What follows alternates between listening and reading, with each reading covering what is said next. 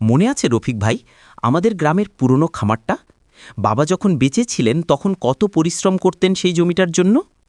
মনে আছে সেলিম, বাবার ঘামের গন্ধ এখনও মাটিতে লেগে আছে মনে হয়। কিন্তু সময় বড় নিষ্ঠুর। বাবা চলে গেলেন আর আমরা দুই ভাই দুদিকের মানুষ হয়ে গেলাম। তুমি শহরে চাকরি দিতে গেলে, আমি থেকে গেলাম গ্রামে।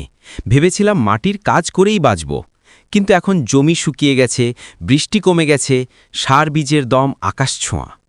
জানি তোমার কষ্ট হয়, কিন্তু আমিও তো সহজে শহরের টিকে নেই। ছোট একটা চাকরি করি, ভাড়া দিই, সংসার চলাই কষ্টে। তবুও মনটা পড়ে থাকে আমাদের সেই ছোট বাড়িটার দিকে। আমি একা হয়ে গেছি ভাই। মা বাবার পর শুধু তুমিই ছিলে, তুমিও দূরে চলে গেলে। এখন ক্ষেতের মাটিতে দাঁড়িয়ে শুধু ভাবি কত স্বপ্ন ছিল আমাদের। একসাথে নতুন ঘর বানাবো, মার জন্য পাকা ছাদ দেব, সবই স্বপ্ন রয়ে গেল।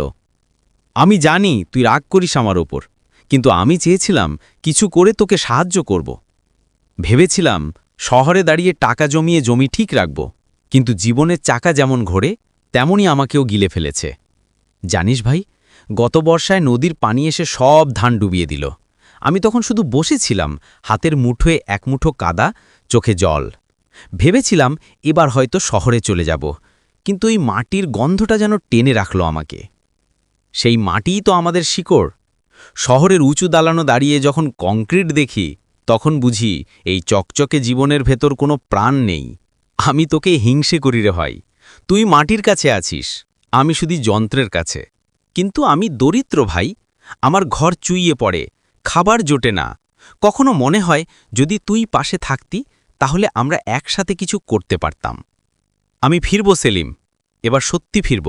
শহরের চাকরি থাকুক না থাকুক, তোর সঙ্গে থেকে জমি আবার চাষ করব, বাবা যেমন করতেন। সত্যি বলছিস ভাই?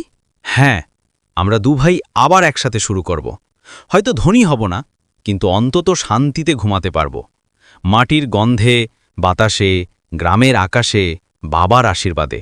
তোর মুখে এই কথা শুনে মনে হলো যেন বাবা আবার বেঁচে উঠেছেন। চল ভাই, কালই খেতে যাই, জমিটা আবার জেগে উঠবে দুই ভাইয়ের হাতে।